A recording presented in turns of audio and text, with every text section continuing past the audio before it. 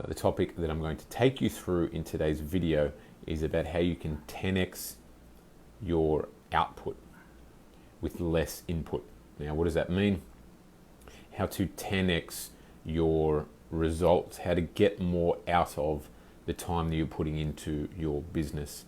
So you effectively can work less than you currently are now and get 10 times the result. And ultimately, there are so many people out there who are like, I don't have enough time in the day. I've got a list of to-dos massively. I never feel like getting ahead. Never feel like I'm getting ahead. And at the end of the week or the end of the day, they sit there in an exhausted, tired, know that they've worked hard, but they look back and they're like, I don't really feel like I've achieved much. I don't feel like I've moved further forward. I don't feel like I've, had a successful week. And that's pretty deflating. Like, to be exhausted at the end of a day or end of a week and be like, I know I've worked hard, I know I put in a lot of hours, but for some reason I don't feel like I've actually ticked off anything important or moved further forward or solved any problems or whatever it might be. And that's what this video is about, how to get more out of the time you're putting in. So effectively you move forward faster. By the end of the week, by the end of the day, there's nothing more gratifying than being like, you know what, I kicked ass this week. I've moved forward, I'm feeling good, I can't wait for next week, whatever it might be, right? And that's about productivity. That's about getting stuff done in the time you allocate. And the technical term of that is how to get more output out of your input, how to get more out of what you put in, right? Now, productivity is very, very important. There's a couple of books up there on productivity. Some of my favorite ones I've spent many, many years learning, buying many courses, books, studying on the concept of productivity, because ultimately we all only have 24 hours in the day, right? And time is a great equalizer. No matter how rich you are, no matter how poor you are, no matter where you live, whether you're in an affluent country, a poor country, whether you have whether you have a huge IQ, whether you have a low IQ, whether you have, short hair, long hair, whatever it might be, right? The great equalizer for all people is time, because we all only have 24 hours in a day, right? And within that time, you need to eat, you need to sleep, you need to spend time with family, friends, you need to enjoy life, right? And then you've got the time you allocate towards your business, right? The stuff you put in to have impact in lives, to change lives, grow your business, and get the income that you deserve as a result of that. Get paid what you're worth, so you can use that monetary to do other things and enjoy life, right? And that's what business is all about, and that's why we're all here as entrepreneurs. Ultimately, to be able to have more impact, earn more as a result of that impact, and actually work less, or work on our passion projects, work on things that make us excited, that juice us up. Otherwise, you'd go get a job, because ultimately a job, you can get paid at a job, but you have no control over what you work on, and you have to be there the allocated hours, not a minute less. Otherwise, your boss would scream at you or whatever it might be, right? So ultimately, as entrepreneurs, our goal is how to have more impact, get more income, and actually work less than we would at a job, right? Because then we can work in areas of passion, we can help more people, we can earn more, but we don't actually have to punch the clock day in and day out and have a boss that kind of kicks our ass if we're a minute late or a minute early, no matter what your outputs are, right? And that's one of the things I found most craziest in the corporate world, is that people are like, oh, I've got to be at work at 8 and I've got to finish at 5 or 6, can't be a minute earlier. But then you've got people who are very unproductive, right? Who get very little done in those hours. And then you've got people who are phenomenally productive, who get more done in those hours than other people do in a week.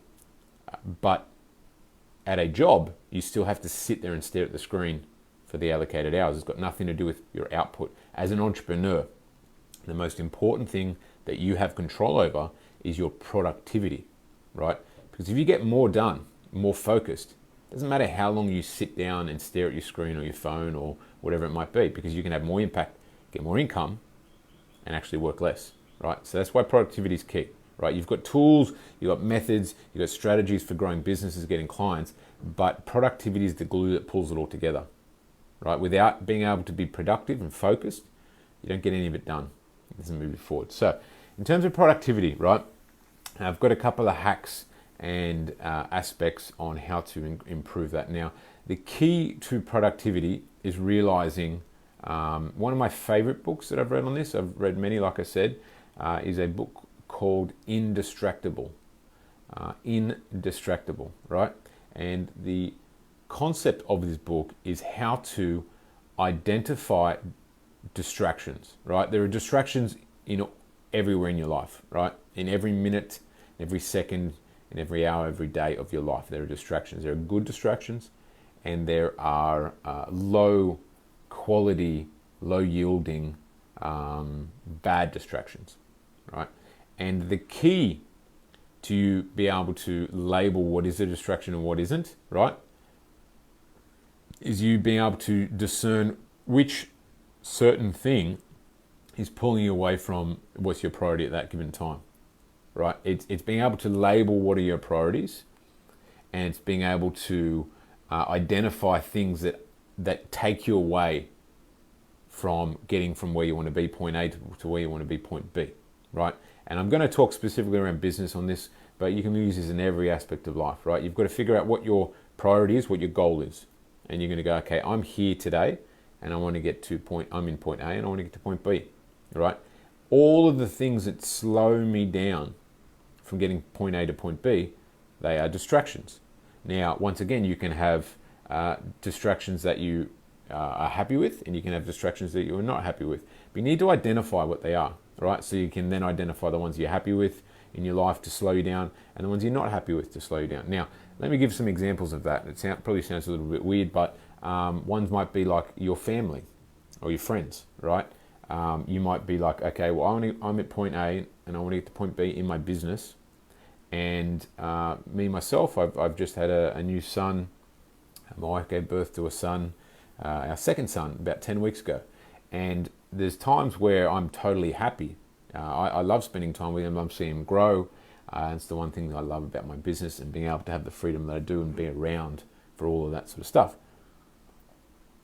So there's times where I'm totally happy to have the quote-unquote distraction of having to, take him for a walk, or, read him a book, or whatever it might be, like the quality things in life that I like, right?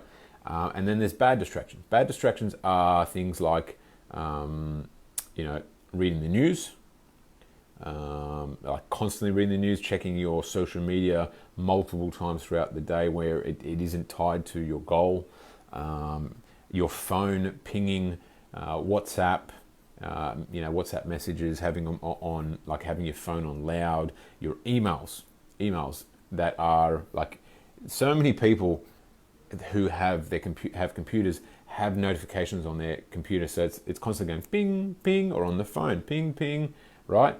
And you might be doing some deep work on some really important stuff, and you get an email from a friend about, oh, what are you doing on Friday? Or you might get an email from a company that's sending you like spam stuff. Even better example, that is totally not of interest to you, totally not of value to you. But that little ping takes your attention, and you go and check the email, and you think, oh, cool, I've just deleted it. I'll get back to what I want to get to. Now, they've done studies. The average human takes 22 minutes to refocus properly on what they were doing before when they get distracted. Now, let me give that example that I just referred to then. Just say you're doing some work, it's super important in your business, looking to move you forward, some big, important stuff, right? And you've got your computer open or your phone, and you get bing, and it's a spammer trying to sell you weird stuff, right? And you go check it, gets your attention. You're working super hard, gets your attention, you're going to delete it, go back to all your work. It takes you 22 minutes to get solely, like completely, deeply back to where you were before. That's 22 minutes of lost life because a spammer sent you an email, or someone sent you a WhatsApp message about something that isn't important right now and you can deal with this afternoon or tomorrow morning, or someone sent you a DM, a random person sent you a DM on Facebook, on Instagram, or whatever the hell it might be, right? They're distractions. That's slowing you down from going point A, point B, and it's not improving your life in any way, shape, or form. So you need to be able to identify these distractions, and you need to be able to put together techniques and tactics to cut them away from your life, right? Now, one thing that I really like saying to people when they're like, oh, I'm super busy, I don't have time to do this or that, or I wish I did, pull out your phone and go in through the settings, and you can actually check now how much time you spend on your phone per day, how much time you spend on certain apps per day, right? And you're probably sitting there going, yeah, I know that exists, Chris. Whip it out today and actually have a look at it. Actually look, right?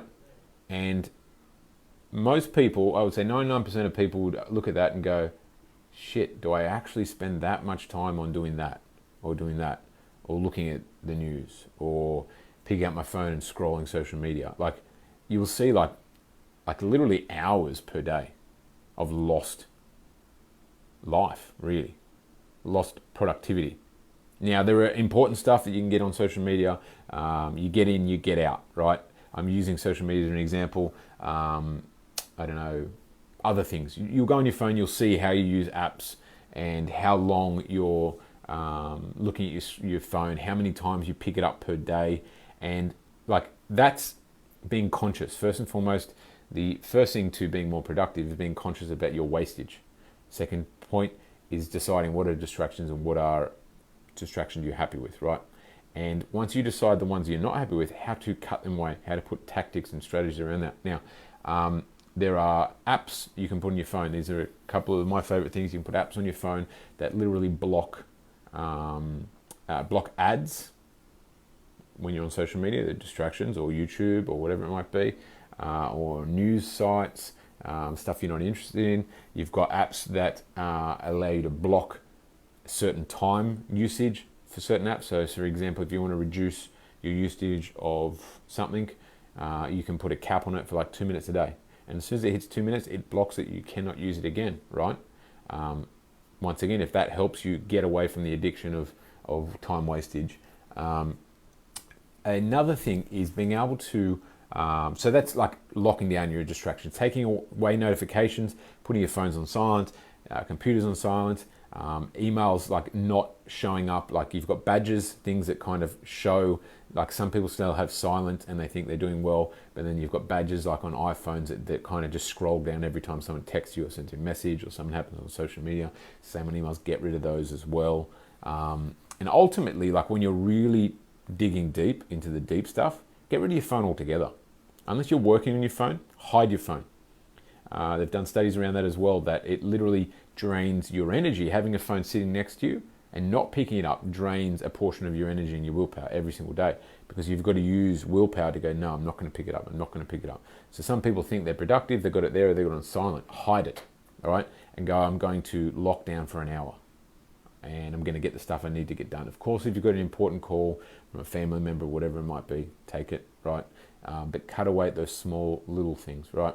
So these are how to reduce distractions. You can say to family members, you can say to work colleagues, hey, I'm about to do some really important work. I'm going to just dive in for an hour. If it's not super important, can you just wait till after the hour? And then we can have a chat about it then. Little things like that.